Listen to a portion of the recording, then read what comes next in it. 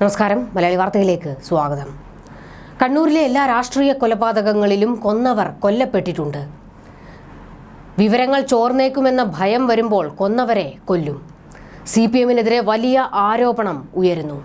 കൊല്ലിച്ചവരെ കൊന്നാൽ സേഫാണെന്ന തിയറിയാണ് പയറ്റുന്നത്.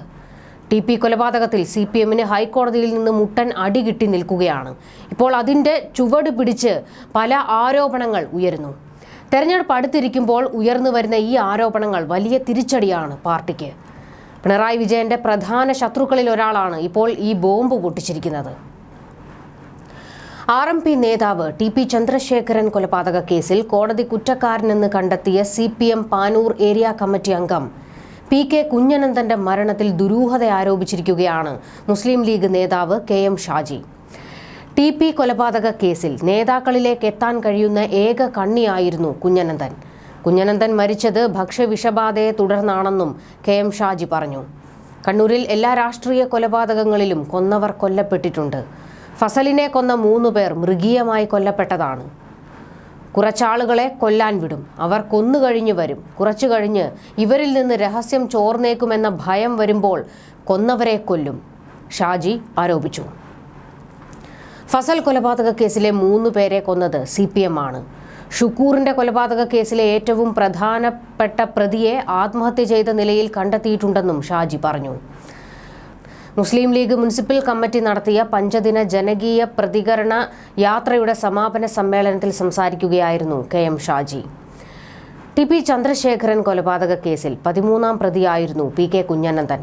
ജീവപര്യന്തം ശിക്ഷിക്കപ്പെട്ട് ജയിൽ ശിക്ഷ അനുഭവിച്ചു വരികയായിരുന്നു.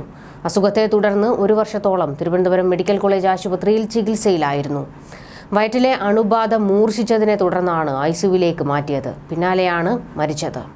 ഏതായാലും TP കേസ് ഈ തെരഞ്ഞെടുപ്പിൽ ആയുധമാക്കാൻ തന്നെയാണ് പ്രതിപക്ഷത്തിന്റെ നീക്കം.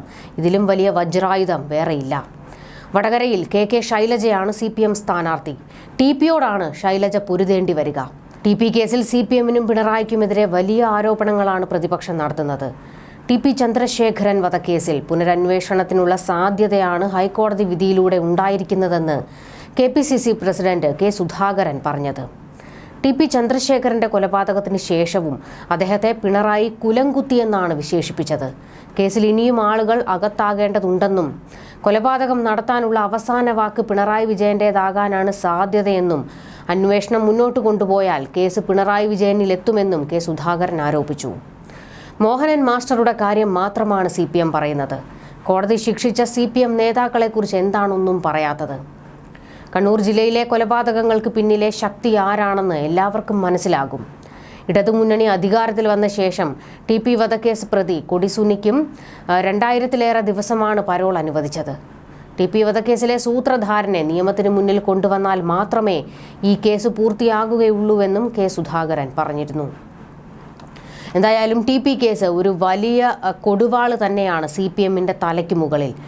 ഇത് തെരഞ്ഞെടുപ്പിൽ വലിയ പ്രചാരണ വിഷയം തന്നെയാക്കും പ്രതിപക്ഷം. ഇതിനെ എങ്ങനെ CPM നേരിടുമെന്നാണ് ഇനി കണ്ടറിയേണ്ടത്.